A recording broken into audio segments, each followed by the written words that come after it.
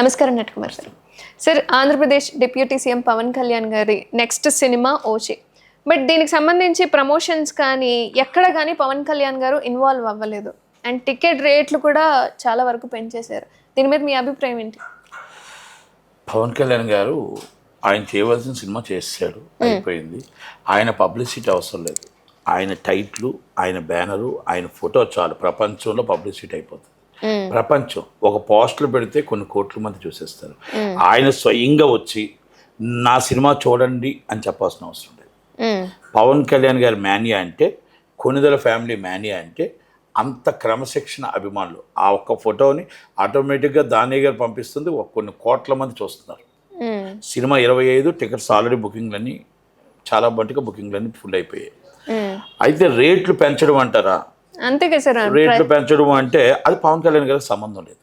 పవన్ కళ్యాణ్ గారికి ఎటువంటి సంబంధం ఉండదు. ఎందుకంటే ఆయన ఒక దాంట్లో జాబ్ అంతే. ఆయన షూటింగ్ చేశాడు, సినిమా అయిపోయింది. నష్టమైన నిర్మాతే, లాభమైన నిర్మాతే, ఏదైనా నిర్మాతే. నష్టానికి లాభానికి నిర్మాత భయిస్తాడు.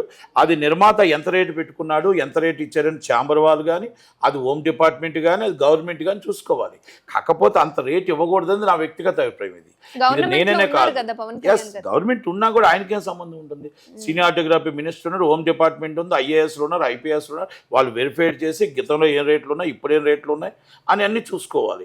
ఓకే, అభిమానులు కొంతమంది నాకు చెప్పిన దాన్ని బట్టి, సార్ మాకు చాలా ఎక్కువైపోతుంది రేటు, మేము మళ్ళీ రెండోసారి మా హీరోని రెండోసారి మూడోసారి రిపీట్ ఆడియన్స్ చూడలేకపోతున్నాం, ప్లీజ్ సార్ అని చెప్పి చాలామంది, అంటే నాట్ ఓన్లీ సామాన్య ప్రజలు చాలామంది ప్రతి హీరోది కూడా నాకు చెప్తూ ఉంటే, మెసేజ్లు చేస్తుంటే, దాని తరపు నుంచి నేను రేట్లు ఎక్కువ ఉన్నాయని మాట్లాడాను.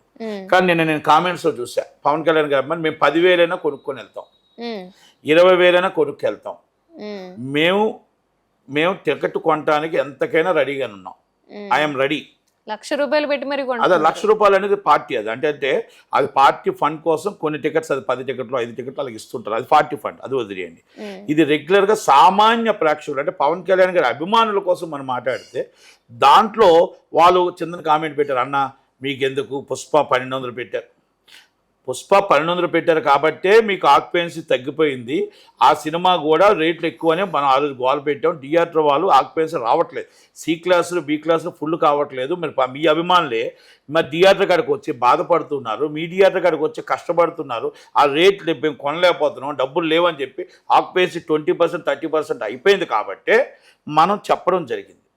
దానికి కొంతమంది కామెంట్స్ పెట్టారు, ఏమని, అన్నా మేము ₹1,200 కొంటాం, 12,000 కొంటాం, మా హీరో కోసం 10,000 కొంటాం, అప్పులు చేసైనా కొంటాం, మా ఆస్తులు అమ్మేనా కొంటాం అంటే అంత సరదా మీకుంటప్పుడు నో ప్రాబ్లం. నెక్స్ట్ నుంచి నేనే చెప్తా, మీరు థియేటర్ ప్రొడ్యూసర్ డైరెక్ట్గా ₹1,000 పెట్టకండి, 5,000 10,000 పెట్టండి టికెట్, బెనిఫిట్స్ రెగ్యులర్ షో పెట్టుకోండి, మీ ఇష్టం వచ్చిన పెట్టుకోండి.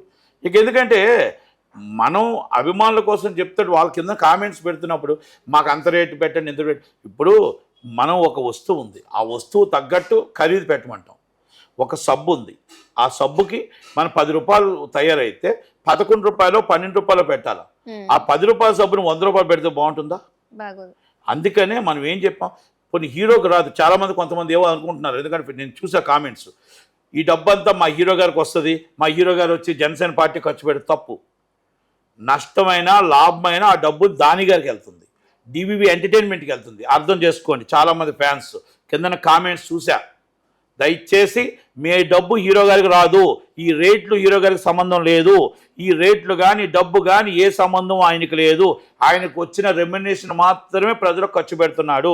ఆయనకి రెమ్యునరేషన్ ఒక ఇచ్చిన డబ్బుని ప్రజలకు ఖర్చు పెడుతున్నాడు, ఇది వాస్తవం.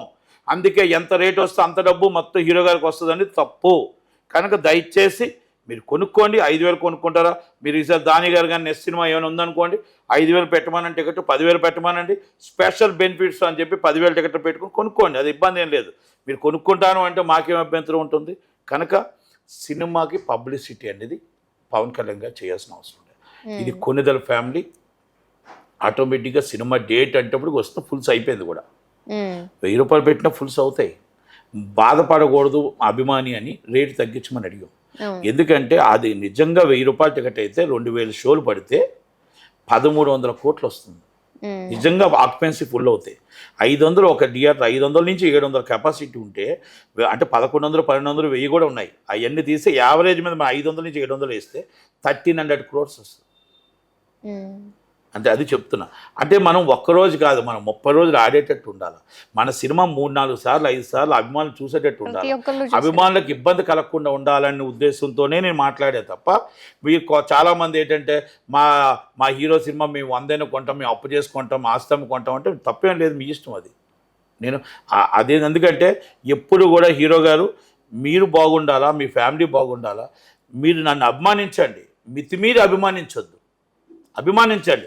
అది మితిమీరి అభిమానం అంటే మీరు మీకు స్థాగతం మించి మీరు త్యాగాలు చేయొద్దు.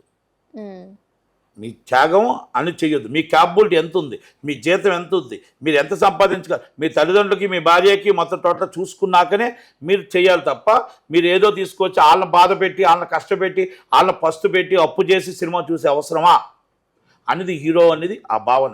జనసేన పార్టీ ఏంటంటే 10 మంది బాగుండాలా, 10 మందికి అన్నం దొరకాలా, నన్ను నమ్మిన ప్రతి కార్యకర్త బాగుండాలా, నన్ను నమ్మిన ప్రతి ప్రజలు బాగుండాలని కోరుకునేదే జనసేన పార్టీ.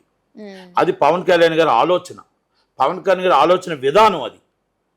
దాన్ని మీరు ఆలోచించండి. కామెంట్స్ పెట్టేటప్పుడు కూడా మీరు ఆలోచించి నాయకుడు ఆలోచన ఏంటి, మంచి కార్యక్రమం చేయండి.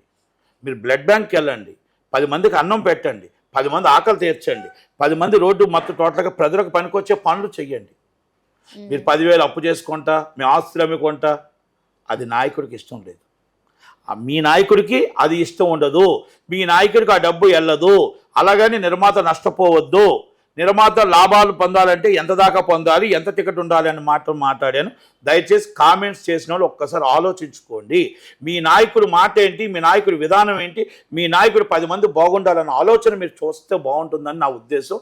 కనుక ఓజీని సూపర్ డూపర్ హిట్ అవ్వాలి, పెద్ద సినిమా బాగుండాలి, 10 మందికి ఆదర్శంగా అవ్వాలి.